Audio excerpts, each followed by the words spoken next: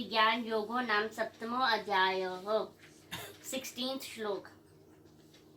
और हे भरतवंशियों में श्रेष्ठ अर्जुन, उत्तम कर्म करने वाले अर्थार्थी, आर्थ, जिज्ञासु और ज्ञानी, ऐसे 4 प्रकार के भक्तजन मुझको भजते हैं। हाँ, अब ये इस अध्याय में भगवान ने शुरुआत में ही कहा कि जो मैंने योग मार्ग बताए हैं 6ठे अध्याय तक, उसमें साधना करते हुए विशेष करके वो जो ध्यान योग है जो 6ठे अध्याय में भगवान ने बताया, जो व्यक्ति फिर अनन्य प्रेम से मुझ में आसक्त हो जाता है और अनन्य भाव से मेरे परायण हो जाता है। अब अनन्य प्रेम से माने किसी अन्य के लिए संसार में प्रेम न होना, ये योग है। ये आसान काम नहीं है, क्योंकि संसार में जब आप रहते हो तो आप का लगाव संसार से होता है। मन जो है संसारी है, इसीलिए ये योग है। इस प्रकार के इस योग में स्थित हुआ मुझे संपूर्ण विभूतियों सहित बल, ऐश्वर्य आदि मुझे संशय रहित जानेगा। उस विषय में तू अब ज्ञान सहित विज्ञान को तू सुन। और ये जो ज्ञान मैं तुझे दे रहा हूं, इस ज्ञान को साधना के द्वारा जब तू प्राप्त कर लेगा, है ना, खाली सुन के नहीं, साधना के द्वारा जब तू प्राप्त कर लेगा तो तू मुझे ना, फिर तुझे इस संसार में जानने योग्य कुछ भी नहीं रहेगा। ये इस प्रकार का ज्ञान है। अब वो कहते हैं कि अर्जुन, हजारों मनुष्यों में कोई एक मनुष्य मेरे प्राप्ति की इच्छा करता है, प्रयत्न करता है, और उन प्रयत्न करने वाले हजारों में से कोई एक इस स्थिति पर पहुंचता है जहां उसका अनन्य प्रेम और अनन्य वो भक्ति भाव जिससे कि वो भगवत परायण हो जाता है। ये सबके बस का काम नहीं है। ये यहाँ उसका उस स्थिति को बताते कि कितनी कठिन स्थिति है वो। हाँ,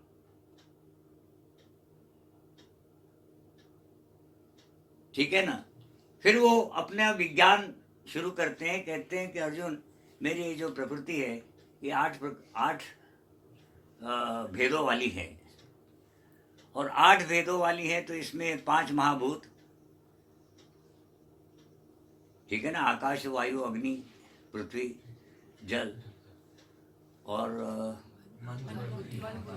मन, बुद्धि, अहंकार। इस प्रकार से ये 8 प्रकार से विभाजित मेरी एक प्रकृति है। परंतु ये जो प्रकृति है ये जड़ है, इसमें जीवन नहीं है, इसलिए ये अपर प्रकृति कही गई है। एक इससे अलग है जिससे कि मैं इस संसार को धारण कर लेता हूं, वो जीव रूपा प्रकृति है, वो सूक्ष्म है। वो जो हमने आपको बताया कि एक वो भावनाओं का कवच उस आत्मा पर छा जाता है और फिर वो आत्मा जीवात्मा बन जाती है ना। जीव है वो जीवन देने वाला वो आवरण है, ठीक है ना। तो वो कहते हैं कि इस प्रकार की ये मेरी 2 प्रकृति है, और इतना जान ले कि संसार में जितने भी प्राणी उत्पन्न होते हैं इन 2 प्रकृतियों के मेल से होते हैं। और जितने ये प्राणी घूम फिर रहे हैं उसमें ये जो पर और अपर प्रकृति है उसको इस प्रकार से समझ ले तू कि जिस प्रकार से किसी धागे में आप मोती पिरोते हैं, उस प्रकार से ये जो पर और अपर प्रकृति का जो मेल बताया है ना, वो कहते हैं कि मैं इस संसार में गूंथा हुआ हूं, उन मोतियों की तरह जो धागे में गूंथे हुए हैं। माने ये जो दो प्रकृतियों का मेल बता रहे हो कि किस प्रकार से वो एक दूसरे से जुड़ी हुई है।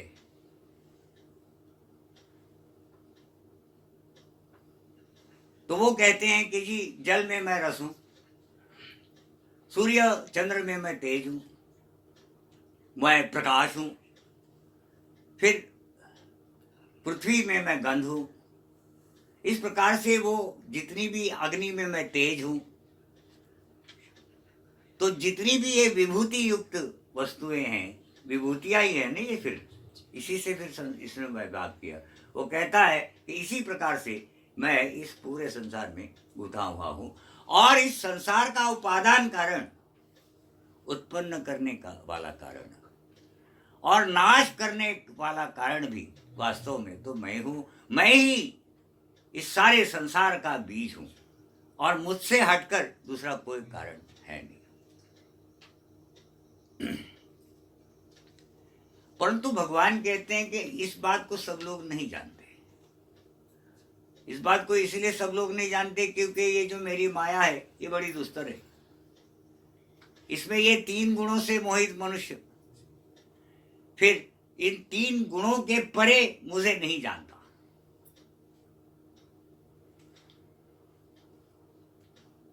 इन 3 गुणों से परे जो मैं बैठा हूं उसे मुझे नहीं जानता, क्योंकि गुणों ने उसको इतना घेर रखा है, वो मोहित हो चुका है। ठीक है ना। तो इस प्रकार से भगवान फिर ये बताते हैं कि ये इस प्रकार का ये जो मेरा ये जो तत्व, ये तत्व ज्ञान है ना फिर, ठीक है ना, ये तत्व ज्ञान है। तो और वो भगवान कहते हैं कि जितने भी ये भाव उत्पन्न हो रहे हैं ये सारे के सारे मुझी से उत्पन्न हो रहे हैं। चाहे वो सत्वगुण का भाव हो, रजोगुण का भाव हो, चाहे तमोगुण का भाव है, ये सारे भाव मुझसे हो रहे हैं। परंतु याद रखना अर्जुन कि ये भाव मुझसे हो रहे हैं, परंतु वास्तव में न तो मैं उन भावों में हूं और न ही ये भाव मुझ में है। उत्पन्न मुझसे हो रहे हैं, पर ऐसा नहीं समझ लेना कि ये भाव मुझ में है। माने मैं प्रकृति से अलिप्त हूं, है तो ये मेरी ही प्रकृति। प्रकृति खुद बनाई हुई कृति है ना, है तो मेरी ही प्रकृति, परंतु मैं न तो इस प्रकृति में हूं न ये प्रकृति मुझ में है, हो रही मुझे से उत्पन्न। ठीक है ना। फिर आगे भगवान कहते हैं कि ये जो मूढ़ लोग होते हैं, जो संसार और इन गुणों से मोहित हो, और इन गुणों से मोहित, गुणों को पार करने की फिर रीत भी बता रहे हो। वो कहते हैं कि जो निरंतर मेरी भक्ति करता हो, ऐसा वो व्यक्ति फिर इन गुणों को पार कर जाता है, प्रकृति से छूट जाता है, आजाद हो जाता है और मुझे प्राप्त हो जाता है।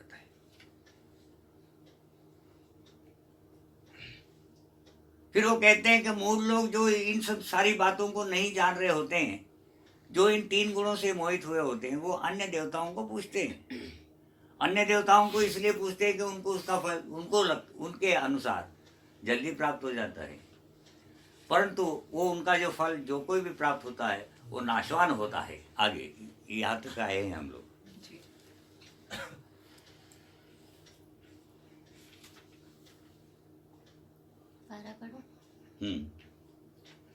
और हे भरतवंशियों में श्रेष्ठ अर्जुन, उत्तम कर्म करने वाले अर्थार्थी, आर्थ जिज्ञासु और ज्ञानी, ऐसे 4 प्रकार के भक्तजन मुझको भजते हैं।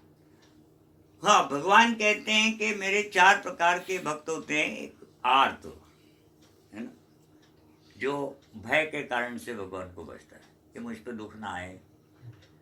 याद रखना ना, ये भाव लेकर के जो मनुष्य भगवान को का भजन करते हैं कि मुझ पे दुख ना आए, तो मैं बीमार ना पड़ूं, तो बीमारी में भगवान आके मेरी बीमारी यहाँ ठीक करेगा, तो ये सब भगवान के भक्त नहीं होते, है ना। ये तो उसको नौकर बना करके रखा है इन्होंने, उस भगवान को। कि वो आए और वो करके चला जाए और हम बैठे रहे। हाँ, तो ये आर्त जो होता है वो इस प्रकार का होता है। हाँ, ये शुरुआती दौर है और वो कोई भगवान आता नहीं है।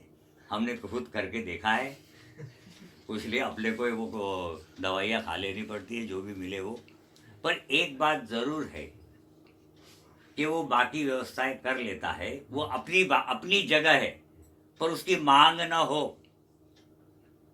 मैंने ऐसी सोच ना रखे, ये आर्त वाली सोच है कि वो भगवान आकर के मेरा मकान बना डालेगा। हाँ, तो वो आने वाला है नहीं, वो कोई बेवकूफ़ तो है नहीं कि किसी के बुलाले पे पहुंच गया, बोल बच्चा क्या चाहता है ना, ऐसा नहीं होता है। तो ये आर्त वो है। अर्थार्थी जो संसार में अमीर बनने के सपने देखा किया करते हैं, इच्छा रखते हैं, ऐसे वो लोग अर्थार्थी होते हैं, जिसके लिए वो भगवान के मंदिरों में जाया करते हैं कि मेरा धंधा अच्छा चले, अच्छा पैसा आए, वगैरह वगैरह। और तीसरा होता है जिज्ञासु, जिसको जिज्ञासा होती है। और वास्तव में यही वास्तविक भगत है, जो खोज करता है, जो सोचता है कि क्या ये सब सच है। परंतु इसमें भी फिर दो प्रकार होते हैं।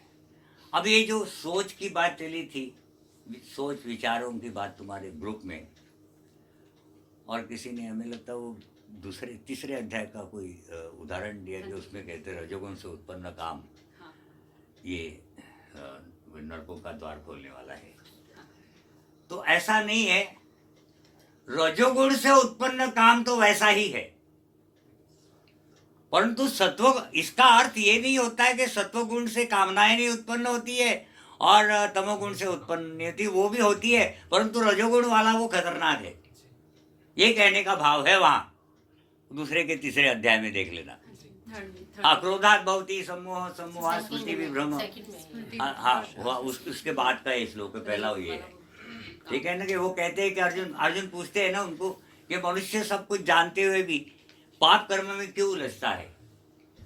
तो भगवान कहते हैं कि इस विषय में अर्जुन, ये रजोगुण बड़ा दोषी है।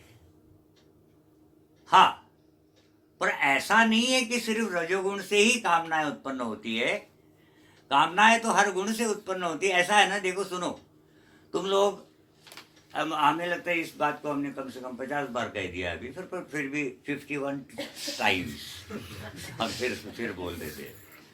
तो हम लोग है ना, वासनाओं के संसार में वासनाओं का ही वो बीज लेकर के आते हैं, भावनात्मक वो सारी वासनाएं उसमें छुपी हुई।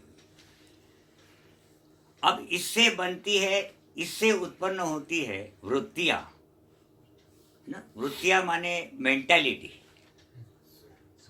हाँ, वो मेंटालिटी आपकी क्या है, उसके अनुसार फिर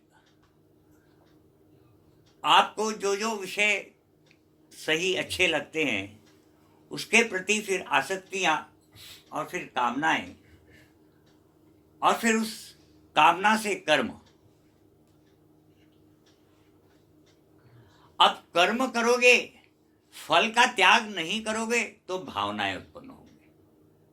भावना तो वैसे भी उत्पन्न होती है, परंतु कर्म फल का त्याग अगर अंतःकरण से हो चुका हो तो भावना वहीं के वहीं विलीन हो जाती है, खत्म हो जाती है। इसलिए फिर तो आप छूटे, परंतु अगर उस फल को लेते हो तो दोबारा से फिर वो भाव उत्पन्न होते हैं। जो तीव्र भाव होते हैं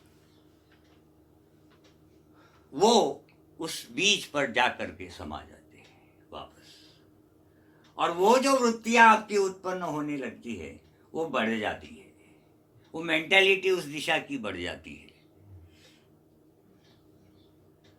हाँ, तो हम लोग कहाँ थे? हाँ, तो अब ये जिज्ञासुओं में फिर सात्विक भी है, राजस भी है और तामस भी है ना। जो तामस जिज्ञासु है वो तो ये सोच के बैठ जाता है कि ऐसा सब सब सब बंडलबाजी है, या फिर ये मानकर बैठ जाता है कि हाँ होगा, अच्छा सही होगा, करता कुछ नहीं है। इसमें तो फिर रजोगुण ही प्यारा है, परंतु सत्वगुण हो तो फिर तो बहुत ही अच्छा। सत्वगुण के कारण से उसका जो विवेक होता है वो पहले से ही काफी कुछ ठीक ठाक होता है, विवेकी मनुष्य होता है सत्वगुणी, और वो सही मार्ग अपना लेता है। वो खोज करता है, खोजने के लिए भी सही मार्ग अपना लेता है। रजोगुण वाले में थोड़ा सा झंझट है। रजोगुणी रास्ते में भटकने की संभावना रखता है। मार्गों में जब उसको कोई प्रलोभन मिलते हैं तो भटक जाए, ऐसी स्थितियां बन सकती है। पर सत्वगुण में तो ये भी नहीं होगा। इसलिए ये जो जिज्ञासु होते हैं यही वास्तव में फिर अंत में ज्ञानी बन जाते हैं। चाहे वो पहले आस्तिक हो चाहे नास्तिक हो, परंतु उसने जिज्ञासा की कि हकीकत क्या है। ना तो उसने आस्तिकता को अपनाया था, न नास्तिकता को, और उसने खोज की, और उस खोज का परिणाम यह हुआ कि उसको वो मार्ग मिल गया और उस मार्गों पर चल पड़ा। तो इस प्रकार से ये चार भक्त है, आर्त, अर्थार्थी, जिज्ञासु और ज्ञानी। भगवान कहते हैं चलो ये तो भक्त है ही है, आगे बढ़ो। उनमें नित्य मुझ में एक ही भाव में स्थित अनन्य प्रेम भक्ति वाला ज्ञानी भक्त अति उत्तम है, क्योंकि मुझको तत्व से जानने वाले ज्ञानी को मैं अत्यंत प्रिय हूँ और वह ज्ञानी मुझे अत्यंत प्रिय है। हाँ, भगवान कहते हैं कि इन चारों में ये जो ज्ञानी है ये अंतिम स्टेज ही है। ये मुझे ये सर्वश्रेष्ठ मान्य है, क्योंकि वो ज्ञानी उसने मुझे तत्व से जान लिया है, और मुझे जो तत्व से जान लेगा तो फिर तो वो उस अनन्य प्रेम और अनन्य वो भाव इसको वो प्राप्त है। तो वो क्योंकि मुझसे प्रेम, इतना प्रेम रखता है, तो मैं भी फिर उसको उतना ही प्रेम लौटा देता हूँ, उतना ही मैं प्रेम करता हूँ। हाँ, यद्यपि ये सभी उदार हैं, परंतु ज्ञानी तो साक्षात मेरा स्वरूप ही है। हाँ, भगवान कहते हैं ऐसे तो ये सारे भक्त हैं, परंतु ये ज्ञानी तो यूं समझ ले कि मैं ये तो मेरा साक्षात स्वरूप ही है। हाँ, मेरा मत है, क्योंकि वह मदगत मन बुद्धि वाला ज्ञानी भक्त अति उत्तम गति स्वरूप मुझ में ही अच्छी प्रकार स्थित है। हाँ, मदगत मेरे गति को प्राप्त उसकी वो बुद्धि, फिर वो मुझ में ही स्थित रहता है, उसको दूसरा कुछ वो सोचता ही नहीं। हाँ। और जो बहुत जन्मों के अंत के जन्म में तत्व ज्ञान को प्राप्त पुरुष सब कुछ वासुदेव ही है, इस प्रकार मुझको भजता है, वह महात्मा अत्यंत दुर्लभ है। हाँ, भगवान कहते हैं कि अर्जुन एक बात याद रखना, ये सारी दुर्लभ बातें हम बता रहे हैं, ये योग है, इतना आसान नहीं होगा। और वो कहते हैं कि इस प्रकार से बहुत जन्मों बीत जाने के बाद कोई एक जन्म में हमें लगता है कि वो जीव ही उचाट हो जाता है इस संसार से। हर बार आके वही सब देखना, वही शक्लें, हाँ ठीक है ना, तो वही बेजान चेहरे हैं जहाँ पहुँचे जहाँ जाए। तो ये सब देख देख के वो उचाट हो जाता है, और अपने उस अंतिम जन्म इसलिए कहा गया है कि इस स्थिति पर वो जाता है तो वो समझ लेना कि उसका अंतिम जन्म ही है। और वो उस अंतिम जन्म में ये तत्व ज्ञान को वो जो प्राप्त सब कुछ वासुदेव ही है, इस प्रकार से जो मुझे भजता है, ऐसा व्यक्ति तो समझो बहुत दुर्लभ है इस संसार में, बहुत दुर्लभ है। पढ़ो। हाँ। और हे अर्जुन, उन भोगों की कामना द्वारा जिनका ज्ञान हरा जा चुका है, वे लोग अपने स्वभाव से प्रेरित होकर उस नियम को धारण करके अन्य देवताओं को भजते हैं, अर्थात पूछते हैं। हाँ, यहाँ भगवान क्या कह रहे हैं देखो, फिर से पढ़ो। उन कामनाओं की को से प्रेरित होकर के, माने उन भोगों की कामनाओं। हाँ, ये संसार में बड़े विषय है और हर व्यक्ति चाहता है कि मुझे ये भी मिले, वो भी मिले, वो भी मिले, और वो सब जितने भोग है उनसे, उनके कारण से जो ज्ञान है वो ढक जाता है। अब ज्ञान तो आप लोगों ने पाया ही नहीं, परंतु ये बात नहीं भूलनी चाहिए कि आप सभी लोग ज्ञान स्वरूप ही है। वो ज्ञान आपके अंदर ही वास कर रहा है।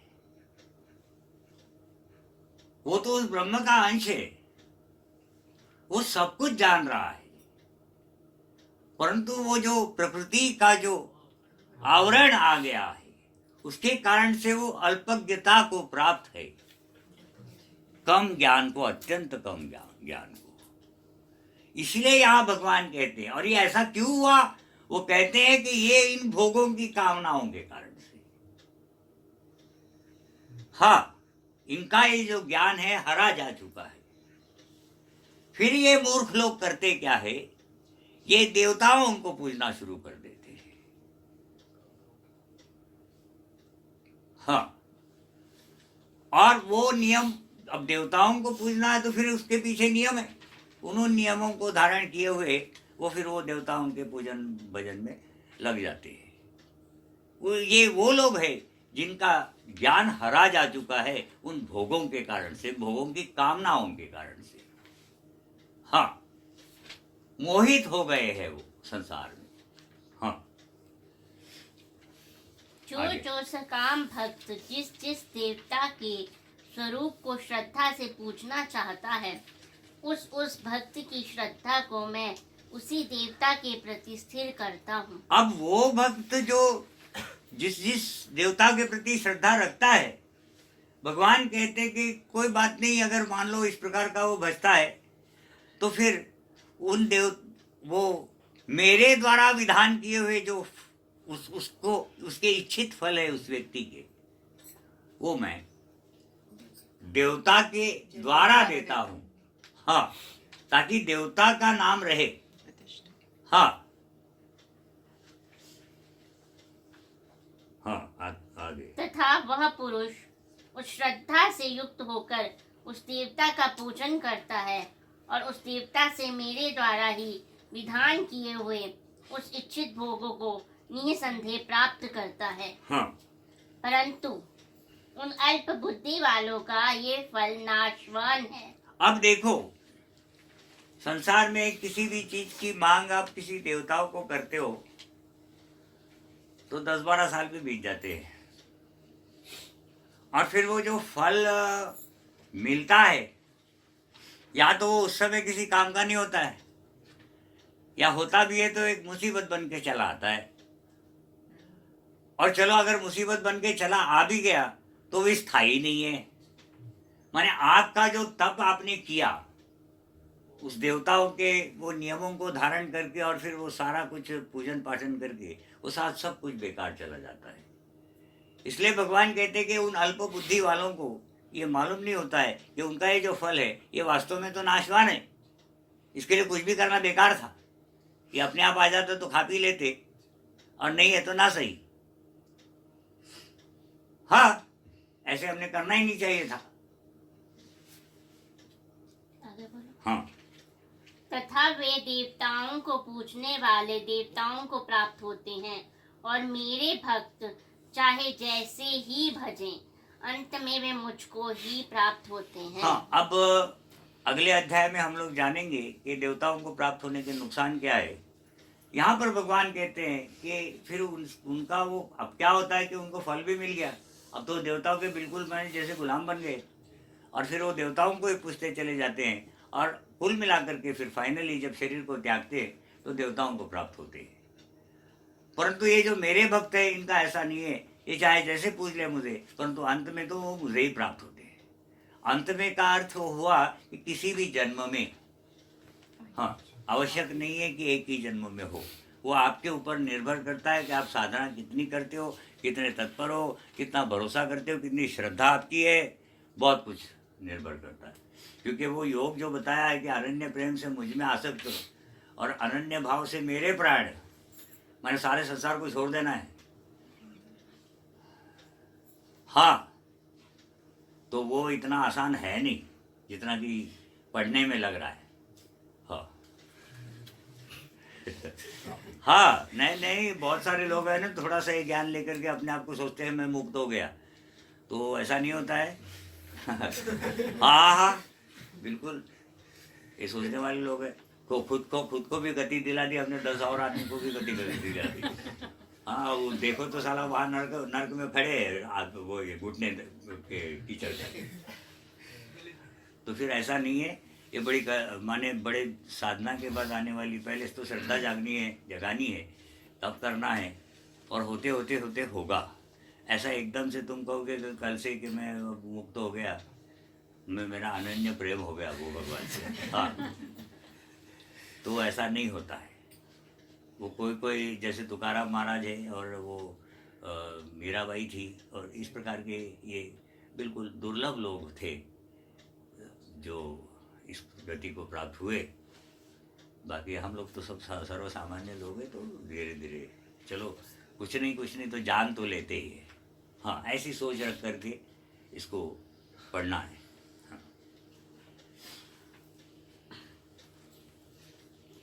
ऐसा होने पर भी सब मनुष्य मेरा भजन नहीं करते। इसका कारण ये है कि बुद्धिहीन पुरुष मेरे अनुत्तम अविनाशी परम भाव को न जानते हुए मन इंद्रियों से परे मुझ सच्चिदानंद घन परमात्मा को मनुष्य की भांति जन्म कर व्यक्ति भाव को प्राप्त हुआ मानते हैं। फिर से पढ़ो इसको।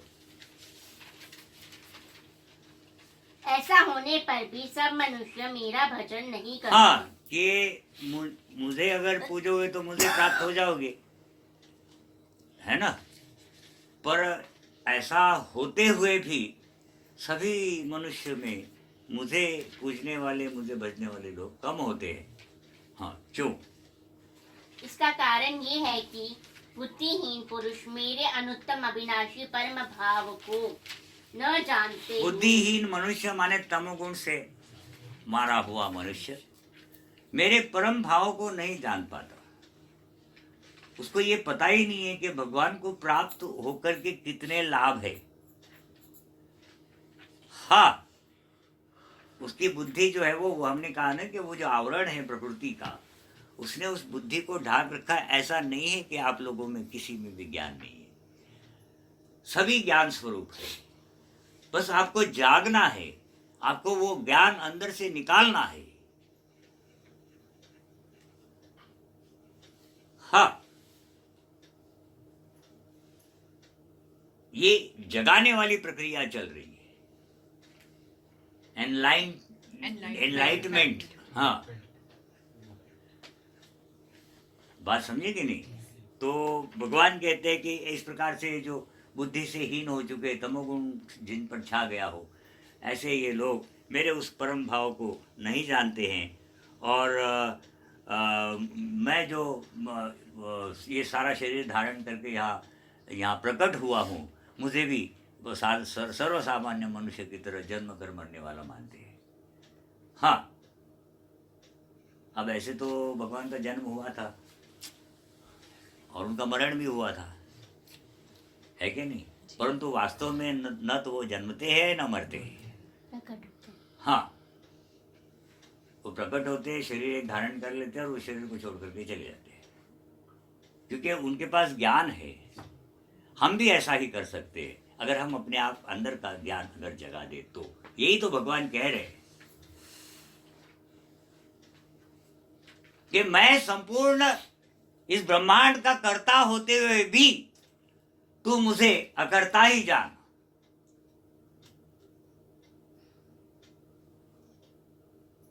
क्यों? क्योंकि मेरी इन कर्मों में स्पृहा नहीं है, मुझे लगाव नहीं इनसे, मैं इनके बदले में कुछ चाहता नहीं। अगर तू भी इसी भाव से कर्म करेगा, माने अनासक्त होकर के कर्म करेगा, आसक्ति का त्याग करके कर्म करेगा, तो तू भी मेरी ही गति को प्राप्त होगा। ये दूसरे अध्याय में, ये तीसरे अध्याय में भगवान कहते हैं, नहीं चौथे में, हाँ ठीक है ना। आगे, तथा अपनी योग माया से छिपा हुआ मैं सबके प्रत्यक्ष नहीं होता, इसलिए ये अज्ञानी जन समुदाय मुझ जन्म रहित अविनाशी परमेश्वर को नहीं जानता। हाँ, मैंने अपने योग माया से अपने शक्तियों को नियंत्रित कर रखा है, इस वास्ते से मैं इनके सामने प्रत्यक्ष होता नहीं हूँ। हाँ, मैं तो मनुष्य की तरह ही रहता हूँ, इसलिए ये तो अज्ञानी लोग हैं, इनकी बुद्धि मलिन हो चुकी है। जो पहचानने वाले वो तो पहचान रहे, हाँ, पर ये सब जितने अधिकतर ये मनुष्य समुदाय है, ये मुझे जन्मने वाला और मरने वाला सामान्य मनुष्य समझ करके मेरे साथ व्यवहार करता है।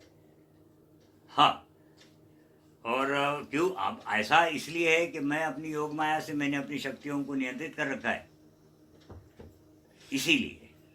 आगे, इसलिए अज्ञानी जन समुदाय मुझ जन्म रहित अविनाशी परमेश्वर को नहीं जानता, हाँ, अर्थात मुझको जन्मने मरने वाला समझता है। हाँ, और हे अर्जुन, पूर्व में व्यतीत हुए और वर्तमान में स्थित तथा आगे होने वाले सब भूतों को मैं जानता हूँ, परंतु मुझको कोई भी श्रद्धा भक्ति रहित पुरुष नहीं जानता। हाँ, भगवान कहते हैं मैं 3 काल का ज्ञानी हूँ। मैं पूर्व में हुए अभी हाल के और आने होने वाले सभी भूतों को मैं जानता हूँ, पर मुझे कोई नहीं जानता।